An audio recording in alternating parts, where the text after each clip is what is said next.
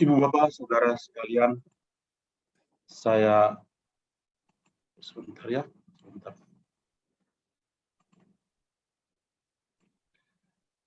Oke, pertama-tama saya mengucapkan terima kasih.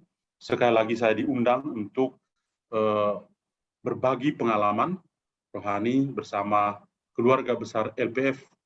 Dan kebetulan pada hari ini kita merayakan Pesta Santo Ireneus dan bacaan-bacaan kitab suci juga sangat bagus ya. Maka saya coba untuk membantu kita semua merenung bersama dengan bahan-bahan yang saya siapkan ini.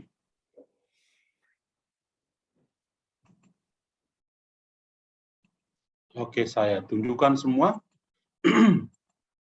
apa yang akan menjadi permenungan kita pada saat ini adalah dengan judul seperti ini.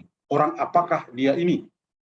Tentu saja saya pertama-tama mengajak kita semua untuk memandang gambar ini. Dari gambar ini kita langsung bisa mengerti ya apa yang menjadi permenungan kita pada hari ini. Nah, yang pertama saya akan tunjukkan satu gambar ini dan saya katakan yang menjadi inspirasi bagi kita pada hari ini. Yang satu ini adalah Santo Ireneus, seorang bapak gereja yang besar, orang kudus. Dia sangat dikenal sampai saat ini. Para calon imam kalau belajar untuk mau menjadi pastor pasti ketemu dengan bapak gereja yang satu ini. Dan yang ini tentu kita tidak merasa asing. Tuhan Yesus dengan ikon-ikon tertentu di gereja-gereja tertentu di Eropa. Nah, saya akan membawa kalian untuk mengenal dulu Santo Ireneus. Yang pertama, Santo Ireneus ini, ya, lihat dulu dari gaun yang dia pakai, ya, topinya, ya. Lalu kita langsung tahu bahwa ini pasti seorang uskup. Dan betul dia seorang uskup. Dia lahir di Asia Kecil sekitar tahun 140 Masehi. 140 itu masih zaman-zaman keemasan. Orang masih ingat persis tentang para rasul yang pernah hidup, ya, dan ini masih di masa-masa awal gereja. Kemudian satu informasi yang lain adalah dia belajar agama dan mengenal Tuhan Yesus Kristus itu melalui seorang kudus yang bernama Santo Polikarpus. Dan Polikarpus sendiri adalah murid dari Santo Yohanes Rasul. Nah, Polikarpus itu sampai usia 86 tahun, ya, dia juga meninggal sebagai martir, dan sebelum meninggal dunia, dia diminta untuk mengkhianati Yesus. Tapi dia lalu mengungkapkan suatu semboyan yang mengatakan, ya, selama 86 tahun saya melayani dia, ya, bagaimana saya bisa mengkhianati dia? Pengalaman kebersamaan antara Ireneus dan Santo Polikarpus, ya, itu tercermin dalam berbagai macam kesaksian. Dalam tulisan-tulisannya, dalam surat-surat yang dituliskan oleh Ireneus, dia memberi sebuah kesaksian yang saya tampilkan di sini.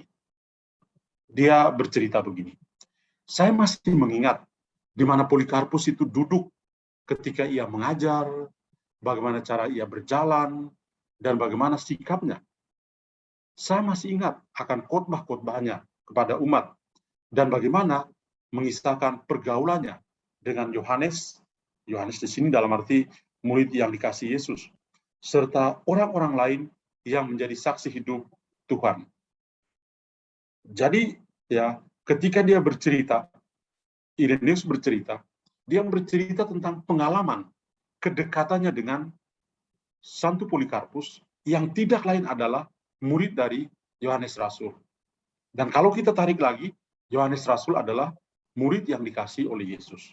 Jadi ada satu ikatan batin antara Ireneus, bahkan kemudian nanti ada muridnya, murid dari Ireneus namanya Hippolytus, ya. Ini adalah, ya, deretan atau ikatan yang begitu akrab antara Tuhan dengan para rasulnya dan para muridnya, ya, para murid-murid dari rasul-rasul itu sendiri. Salah satunya adalah Irenaeus ini yang punya kesaksian yang sangat bagus ini. Irenaeus ya dari Asia Kecil, pada saat itu relasi antara Asia Kecil itu ditandai dengan relasi perniagaan atau perdagangan. Oleh karena itu, orang-orang dari Asia Kecil mulai berpindah perlahan-lahan ke Eropa.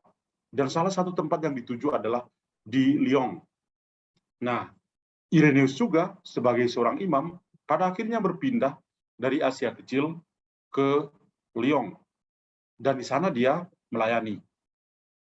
Kemudian, karena pada suatu saat ada situasi yang sulit, di mana uskup sendiri, uskup Lyon, namanya Potinus, itu mengalami penganiayaan, dia akhirnya meninggal dunia secara tragis sebagai martir sekitar tahun 177. Dan setelah uskup Potinus meninggal sebagai martir, lalu Irenaeus diangkat untuk menggantikan dia. Sekitar tahun 177 di Lugdunum, daerah Galia atau yang sekarang orang sebut daerah Lyon di Prancis. Sosok Irenaeus ini ya adalah sosok yang unik karena dari namanya itu mencerminkan kepribadiannya. Irenaeus itu berarti pencinta damai. Ya, jadi yang namanya Irene atau Irenaeus ya itu mestinya orang-orang yang pencinta damai ini. Dan namanya ini menunjukkan kepribadiannya sendiri. Dari namanya, kepribadiannya sebagai pencinta damai juga dia tunjukkan menambahkan gereja yang berselisih, misalnya di sini antara gereja Katolik Roma dan gereja Ortodoks berselisih tentang tanggal kepastian dari hari Paskah. Dia lalu menjadi juru bicara Paus untuk berdialog dengan saudara-saudara dari gereja Ortodoks. Apa yang menarik di sini? Dari Santo Irenaeus ya, yang hari ini kita rayakan pestanya, tadi saya singgung juga bahwa Tuhan Yesus punya murid Yohanes. Yohanes punya murid adalah Polikarpus. Polikarpus punya murid adalah Irenaeus. Dan salah satu murid Irenaeus yang terkenal adalah Santo Hippolytus dari Roma. Nah, apa yang dihadapi atau situasi apa yang dihadapi oleh Irenaeus pada saat dia menjadi gembala di Lugdunum atau di Lyon, ya, dia berhadapan dengan situasi yang tidak mudah. Orang-orang pada saat itu sedang bergumul. Karena apa? Ada banyak orang yang sudah menganut Gnostisisme. Ya.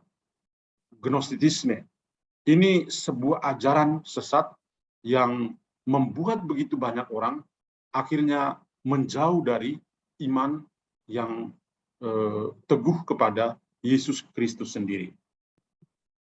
Di sini saya tampilkan dikatakan bahwa ada banyak orang ya sudah menganut Gnostisisme dan penyebaran ini begitu pesat ya. Dan orang-orang atau paham Gnostisisme ini mengajarkan bahwa dunia ini fana. Dunia fana ini memang jahat. Isinya adalah kejahatan. Dan bahwa dunia ini diciptakan dan diperintah oleh kuasa malaikat, bukan oleh Tuhan. Bahwa Tuhan sendiri berada begitu jauh dan tidak ada hubungannya dengan dunia yang kita tempati ini. Dan bahwa keselamatan hanya dapat diraih dengan mempelajari ajaran-ajaran misterius atau rahasia khusus. Tentu saja pandangan Gnostis ya atau pandangan yang murni tentang pengetahuan, sebuah pandangan filosofis ini ya bertentangan dengan keyakinan kita sebagai pengikut Kristus. Dan ini menjadi satu PR yang penting dari Irenaeus. Dengan banyak tulisannya ya dia berusaha untuk membela mati-matian gereja dan menghadirkan doktrin ya yang asli ya, doktrin yang benar, ajaran yang benar tentang kehidupan sebagai pengikut Kristus. Nah, karena itu perjuangan dari Santo Polikarpus ini benar-benar sebuah perjuangan yang sangat luar biasa. Dia berusaha untuk melawan arus, tapi pada akhirnya yang terjadi adalah sebuah kemenangan. Namanya itu tetap diabdikan sebagai seorang kudus dalam gereja yang meninggal sebagai martir pada tahun 202. Nah, apa yang menarik perhatian dari kehidupan Santo Ireneus ini? Tadi riwayatnya kita sudah lihat. Di sini saya tampilkan satu dua hal penting dari sosok Ireneus. Ya. Di sini ada sebuah doa yang kiranya mau mengatakan bahwa Ireneus itu ya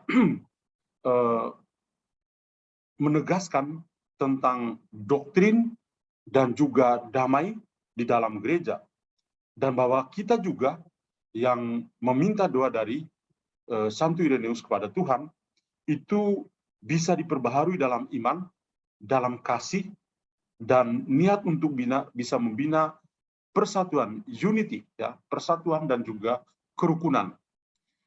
Doa ini adalah gambaran hidup dari Santo Ireneus sendiri.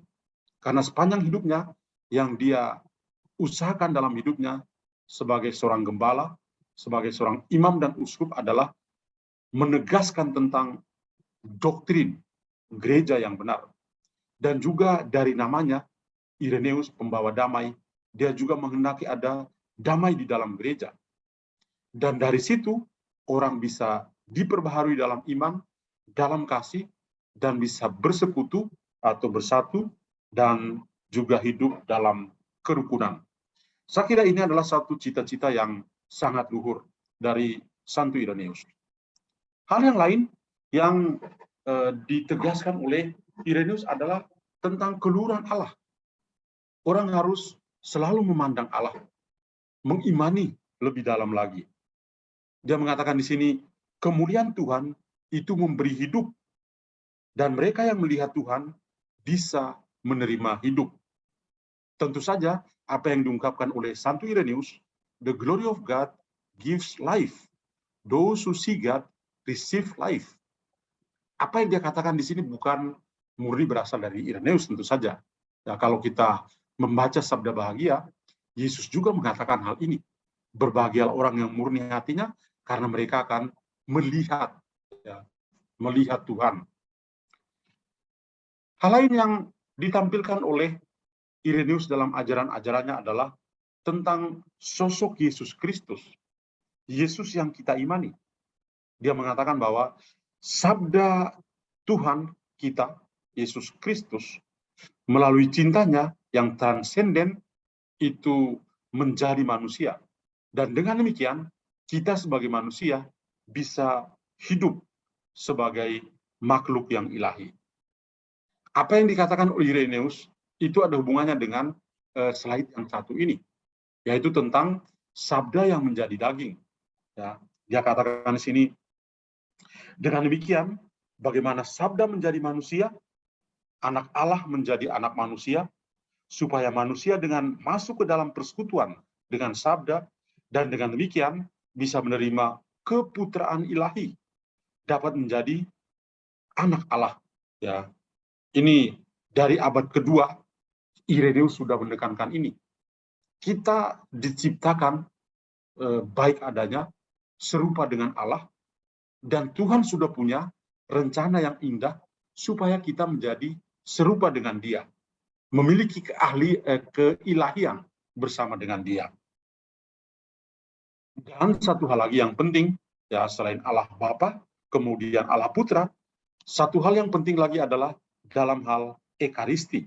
Ya, dia katakan di sini bahwa cara berpikir kita harus selaras dengan ekaristi. Dan ekaristi sendiri pada gilirannya itu bisa meneguhkan cara kita berpikir. Jadi keserasian antara ekaristi yang kita rayakan bersama dan ekaristi itu bisa mengubah kehidupan kita untuk menjadi serasi, selaras dengan Yesus sebagai roti hidup sendiri. Nah, dengan memandang sosok dari Santo Ireneus dan kehidupannya dan juga pergumulannya, lalu apa hubungannya dengan tema yang malam hari ini kita mau renungkan bersama? Ya, kita mendengar ya satu kisah yang indah dari Injil pada hari ini, Injil Matius bab 8 ayat 23 sampai 27. Sangat singkat, tapi menarik perhatian. Nah, sekarang saya coba untuk melihat kembali sebentar. Saya bacakan dulu teks Injilnya. Di sana diceritakan begini. Pada suatu hari Yesus naik ke dalam perahu, dan murid-muridnya pun mengikuti dia. Sekonyong-konyong mengamuklah angin ribut di danau itu, sehingga perahu itu ditimbus gelombang. Tapi Yesus tidur. Maka murid-muridnya membangunkan dia. Katanya, Tuhan, tolonglah, kita binasa. Yesus berkata kepada mereka, mengapa kalian takut, hai orang-orang yang kurang percaya? Lalu bagaimana? Lalu bangunlah. Yesus menghardik angin dan danau. Maka danau itu menjadi teduh sekali. Dan heranlah orang-orang itu. Katanya, wah, orang apakah dia ini? Sehingga angin dan danau pun taat kepadanya. Tema yang kita renungkan malam hari ini adalah pada perkataan ini. Orang apakah dia ini? Nah, mari kita masuk dalam teks Injil yang menarik ini. Dikisahkan oleh penginjil Matius. Pada suatu hari, Yesus naik ke dalam perahu dan murid-muridnya mengikuti dia. Ini menarik, ya. Mari kita perhatikan gambar ini, ya. Gambar ini, ya. Lihat, Yesus berada paling ujung, ya, dan murid-murid ada di belakang ini. Kita langsung bisa melihat bahwa, ya, ini seperti Yesus sudah masuk lebih dahulu, dan para murid masuk mengikuti dia. Saya perlu memberikan gambaran kepada ibu bapak sekalian bahwa Danau Galilea itu, ya, letaknya 212 meter di bawah permukaan Laut Tengah. Jadi dia lebih rendah. Laut Tengah masih lebih di atas, selisih 212 meter. Kemudian panjang dari Danau Galilea adalah 21 km dan lebarnya sekitar 13 km. Kedalaman airnya adalah 43 meter. Lumayan dalam, ya. Bagi mereka yang sudah pernah pergi ke sana, ya, dengan data ini kiranya bisa mengingat-ingat kembali. Nah, satu hal lagi yang ditunjukkan dalam kisah ini yang tidak bisa kita lupakan adalah mayoritas dari para murid ini sebelum mengikuti Yesus, mereka adalah nelayan-nelayan. Mereka adalah orang-orang yang kerjanya tiap hari itu menguasai danau yang panjangnya 21 km, lebarnya 13 km, dan dalamnya 43 meter ini. Dan mereka tahu jumlah semua ikan, jenis ikan yang ada ini. Mereka tahu jenis-jenisnya. Ya. Maka mengherankan ketika ada angin sakal, mereka ini yang paling sibuk. Sementara Yesus seperti masa bodoh, tidur, pulas. Mungkin pertanyaan kita, mengapa ada angin sakal? Ya, dari data di atas ini, 212 meter, artinya sangat rendah di bawah. Tapi ketika angin dari dataran tinggi Golan, dari daerah Magdala, ya, dan daerah-daerah pegunungan di sekitar, ya, daerah Kursi, ya, ketika ada angin kencang, tentu saja yang menjadi sasaran itu adalah tempat yang paling rendah. Kita bisa pikirkan misalnya orang-orang yang punya kebun di bagian lembah, ketika ada angin kencang, ya, jagung dan padi yang yang merayap di atas tanah itu justru yang ada di lembah. Kenapa? Karena angin itu menuju ke bawah dan membentuk pusaran-pusaran di daerah lembah itu. Oleh karena itu, Laut Galilea atau Danau Galilea yang letaknya 212 meter di bawah permukaan Laut Tengah ini, ketika ada angin kencang, dia pasti akan menunjukkan amukan yang luar biasa. Ya. Dan saya yakin bahwa para nelayan ini sebelum ikut Yesus, mereka sudah alami, mereka sudah tahu. Ya. Jadi ini pengaruh yang ada dari angin yang dari pegunungan yang bisa membuat angin sakal. Nah, bagaimana suasana dalam perahu? Mari kita kembali ke pengalaman Santo Ireneus. Santo Ireneus ketika menjadi gembala, dia berhadapan dengan gnostisisme. Paham yang tadi kita dengar, orang-orang itu semata-mata menggunakan intelektual mereka, menggunakan pengetahuan mereka, dan menomorduakan Tuhan. Bahkan bagi mereka, keselamatan itu bukan berasal dari Tuhan. Dan ini tentu bertentangan sekali dengan ajaran gereja. Tapi orang seperti Ireneus itu berada di garda terdepan untuk menjelaskan kepada mereka doktrin iman yang benar, ajaran gereja yang benar, mengikuti Kristus yang benar. Ya, itu ditunjukkan oleh Ireneus kepada orang-orang di Lyon saat itu. Dan sekali lagi, ini benar-benar melawan arus. Uskup Photinos itu meninggal dunia sebagai martir. Ireneus sebagai uskup juga akhirnya wafat. Dia juga dibunuh karena mempertahankan iman yang benar, ya, di hadapan orang-orang yang jahat. Jadi situasi yang dialami oleh Ireneus di keuskupannya itu bukan situasi yang baru. Jauh sebelumnya, kalau kita ikuti cerita dalam Injil ini, juga ada angin sakal yang dialami oleh Yesus dan para muridnya. Maka teks Injil yang tadi kita dengar menceritakan bagaimana kelihatan seolah-olah itu Yesus tidur, masa bodoh, tidak mau mengingat atau memperhatikan para muridnya.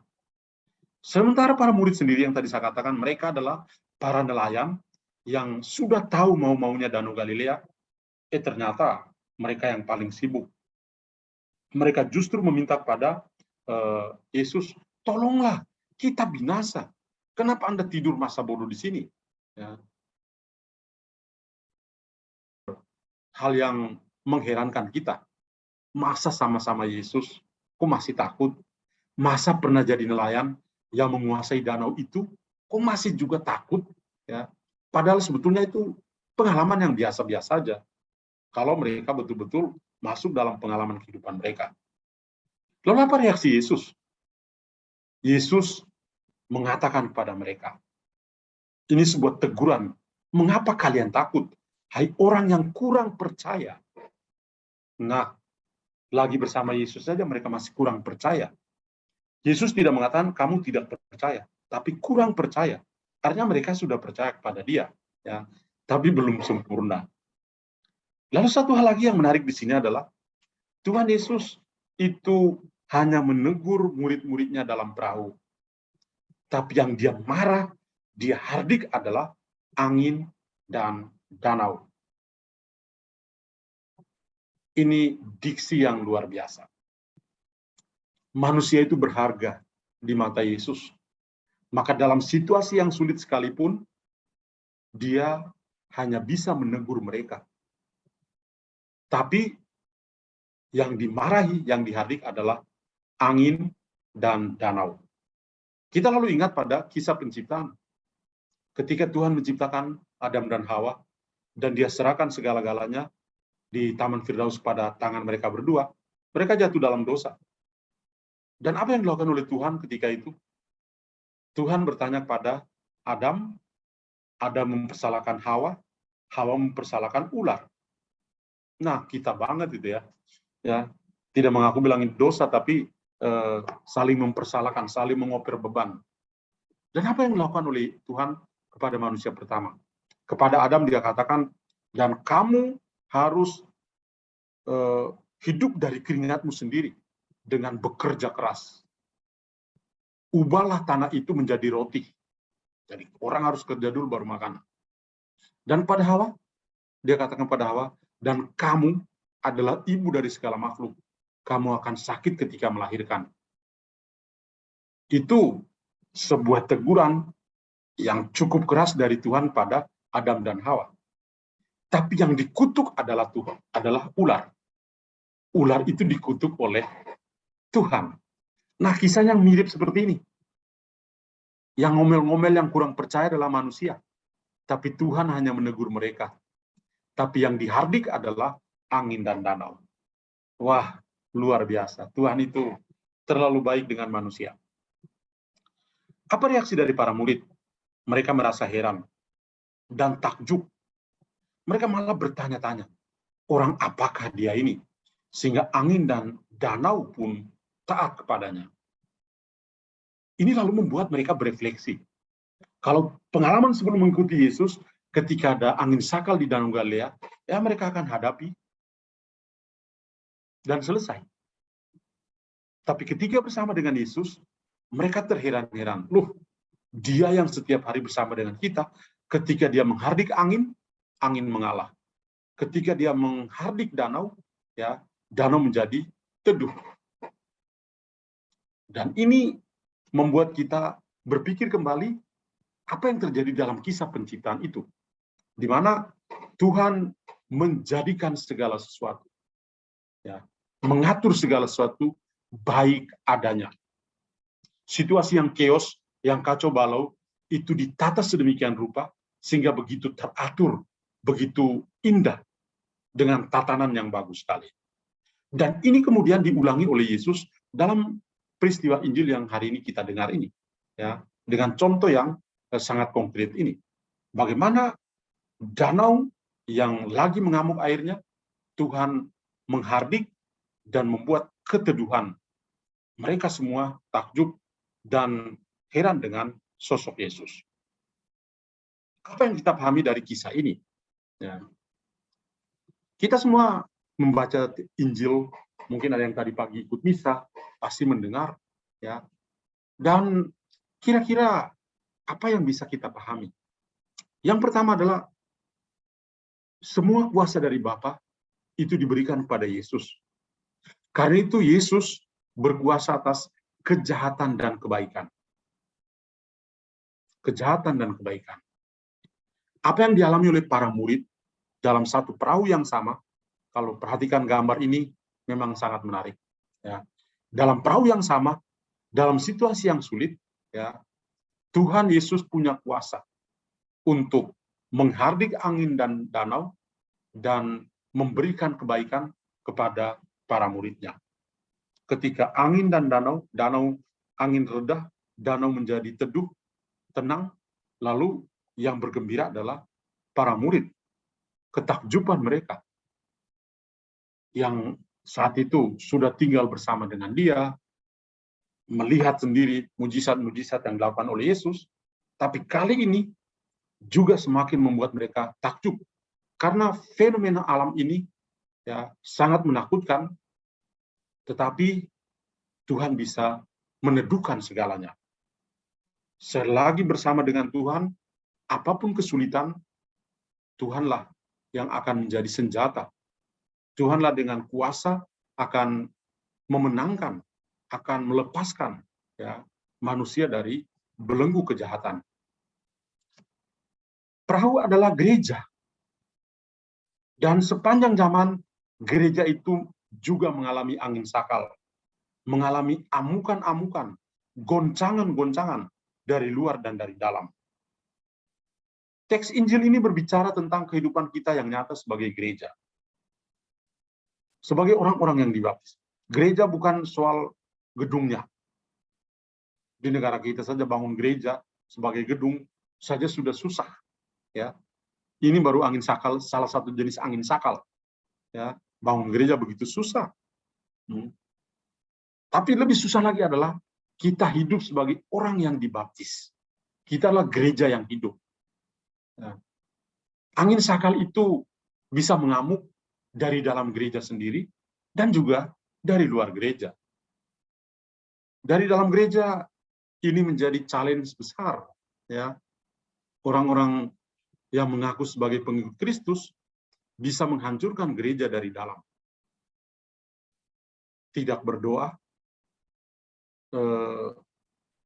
ya, merasa bahwa hidup beriman itu ya begitu-begitu saja. Ya. Itu bisa membawa kehancuran gereja dari dalam. Itu angin sakal dari dalam gereja sendiri. Lalu dari luar, dari luar banyak sekali yang kita alami. Ya, sebagai umat minoritas, kita mengalami banyak hal seperti itu. Betapa susahnya di tempat-tempat tertentu, ketika orang berdoa masih harus minta izin di RT, dan mau berdoa rosario, dan lain sebagainya. Betapa susahnya untuk menunjukkan iman kita, kebebasan beragama di negara seperti negara kita ini juga. Ya. Jadi perahu adalah gereja kita semua yang ada dalam satu bahtera yang sama, yang selalu mengalami amukan-amukan tertentu, goncangan-goncangan tertentu di dalam gereja. Dalam gereja, ya, masalah-masalah yang banyak Dalam gereja ada korupsi, ada, ya, ada korupsi dalam gereja.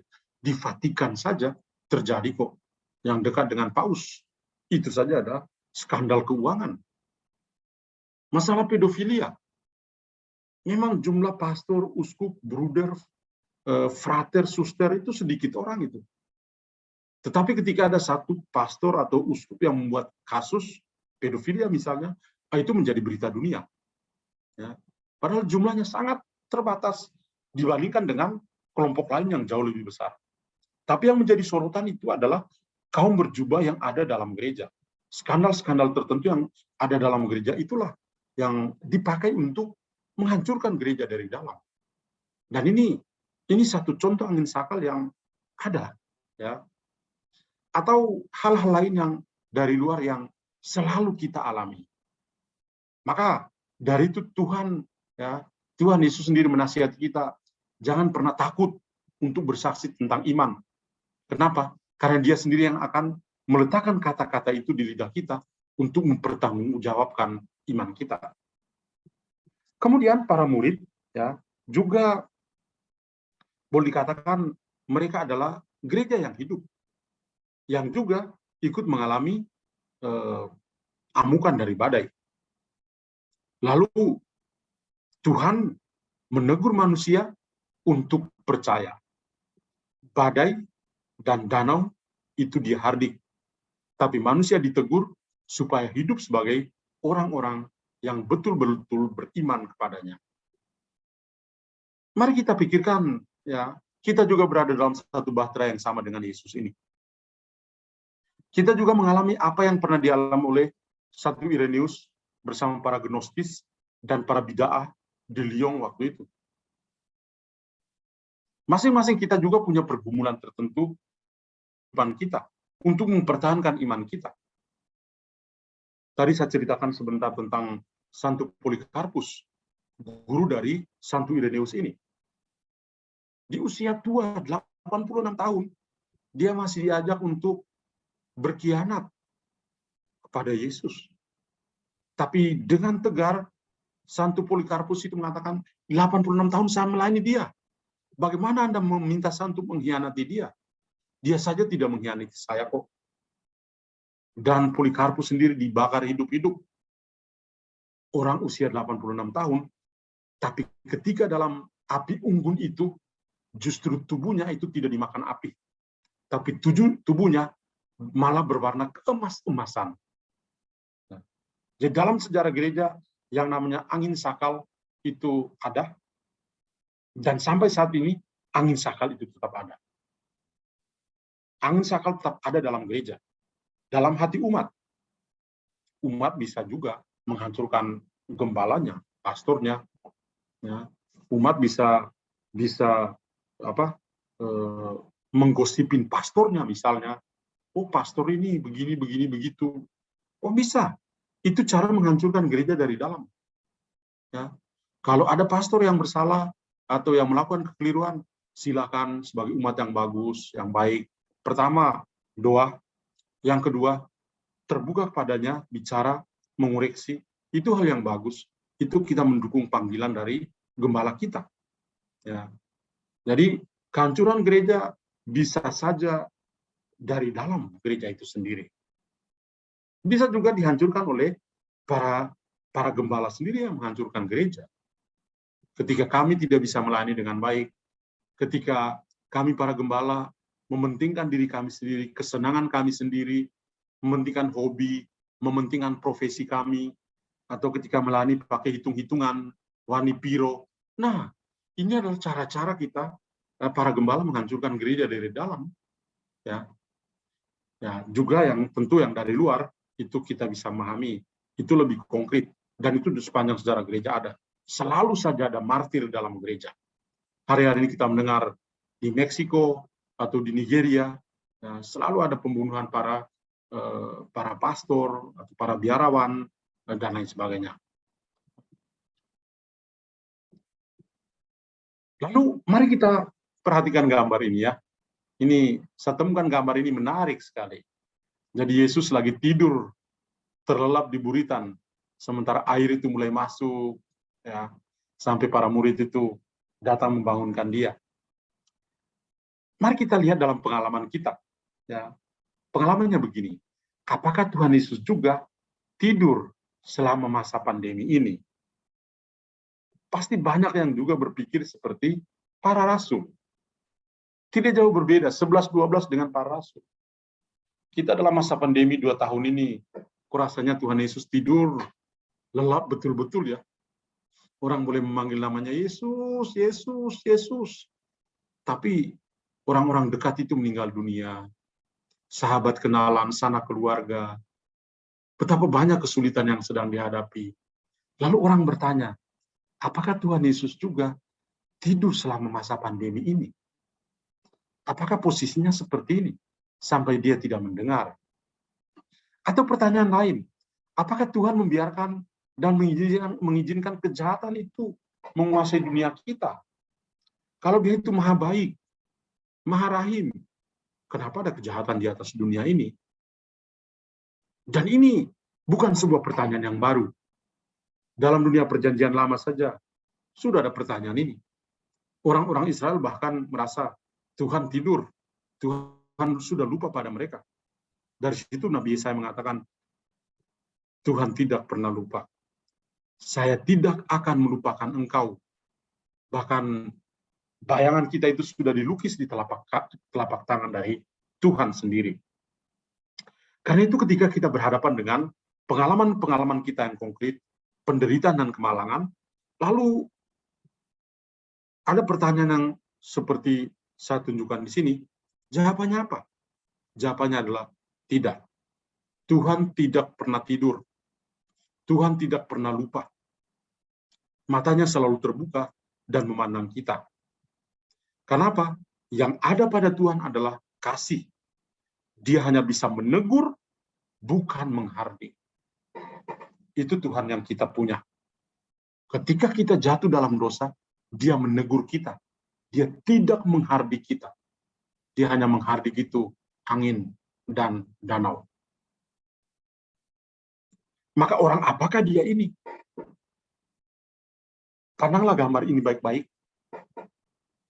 Pasti ada yang bilang, aduh Yesusnya ganteng banget. Ya. Yang senyum-senyum lihat gambar ini.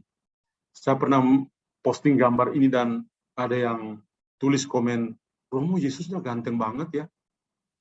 Naksir Yesus. Ya luar biasa Tuhan kita. Orang apakah dia ini? Nah, inilah jawabannya. Teks suci yang ada memberikan jawaban yang luar biasa. Yesus Kristus. Orang apakah dia ini? Dia adalah Yesus Kristus. Injil Matius bab 1 ayat 21, ketika malaikat mengatakan pada Yusuf, anak itu harus engkau beri nama Yesus, Yehosua, karena ia akan menyelamatkan umatnya dari dosa mereka. Yesuslah yang akan menyelamatkan umatnya dari angin sakal yang membuat mereka jatuh dalam dosa. Maka Yesus Kristus adalah penyelamat, Yehosua. Yang kedua, Yesus adalah Mesias, anak Allah yang hidup. Mesias, anak Allah yang hidup. Injil Matius bab 16 ayat 16 atau Injil Yohanes setelah diskursus roti hidup ya di Yohanes 6 ayat 69. Pengakuan iman dari Santo Petrus. Yang ketiga, Kristus adalah damai kita. Efesus bab 2 ayat 14. Dia yang mendamaikan kita dengan Bapa. Maka layaklah Santo Paulus mengatakan, Kristus adalah damai kita. Yang ketiga, yang keempat, hanya melalui Yesus saja orang bisa diselamatkan. Kisah Para Rasul bab 4 ayat 12. Hanya dalam nama Yesus. Ya. Lalu Yesus menjadi satu-satunya keselamatan kita. Bukan salah satu, tapi satu-satunya keselamatan kita. Satu-satunya penyelamat kita. Filipi bab 2 ayat 10 di sana dikatakan, supaya dalam nama Yesus bertekuk lutut segala yang ada di langit dan yang ada di atas langit, dan yang berada di atas bumi, yang ada di bawah bumi. Jadi segala sesuatu patuh, tunduk, takluk di hadirat Yesus. Artinya Yesus itu punya kuasa yang luar biasa.